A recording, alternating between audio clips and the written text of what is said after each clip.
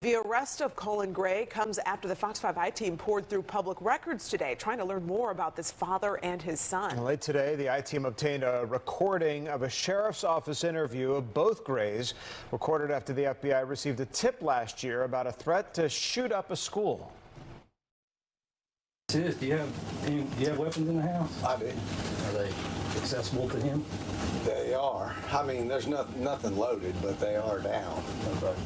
We do a lot of shooting. We do a lot of deer hunting. He shot his first deer this year. Like, I don't know. I don't know anything about him saying like that, and I'm gonna be mad as hell if he did.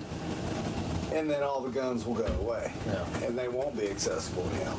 You know, I'm trying to be honest with you. I'm trying to teach him about firearms and safety and how to do it all, and get him interested in the outdoors. Now, that's just a portion of the Jackson County Sheriff's Office interview. Fox 5 I-team reporter Johnny Edwards says it's part of an emerging picture of a troubled family and some missed warning signs.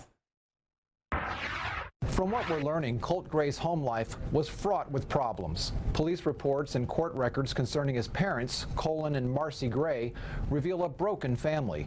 Colt living with his father, his two younger siblings living with their mother.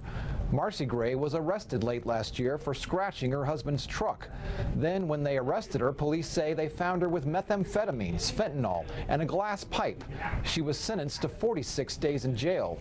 Also last year, Colt Gray and his father received a visit from Jackson County Sheriff's investigators. They were looking into an FBI tip. Apparently, someone on a gaming app had threatened to shoot up a middle school. They believed Colt may have been involved. According to incident reports, the then 13-year-old told investigators he didn't make those threats.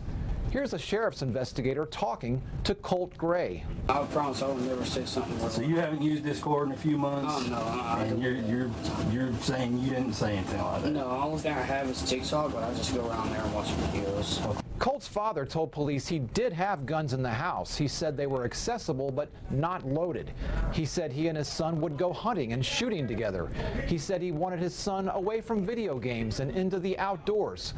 Colt even shot his first deer that year. Colt Gray also told police his son had problems at school, including being picked on.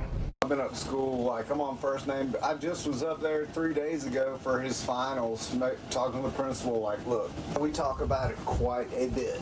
All the school shootings, things that happen. Yeah, scary. Hey, are you getting picked on at school? He is. He's getting picked on at school, and is everything okay? That's why I keep going up there. After that talk, police left. They weren't able to substantiate the tip. Here's where a breakdown may have occurred. The Jackson County Sheriff tells us she believes her department alerted Jackson County schools, telling them keep monitoring Colt Gray. In an email obtained by the I-team, a sheriff's captain tells the FBI, we have made area schools aware and will monitor this subject. But by that point, Colt Gray had already finished 8th grade at Jefferson Middle School. By 9th grade, he and his father had moved to a different county, and that's where he started at Apalachee High School in Barrow. This is what we're still trying to figure out, if that alert from Jackson County carried over to the new school districts, and what would monitoring even mean? We don't know. Johnny Edwards, Fox 5 News.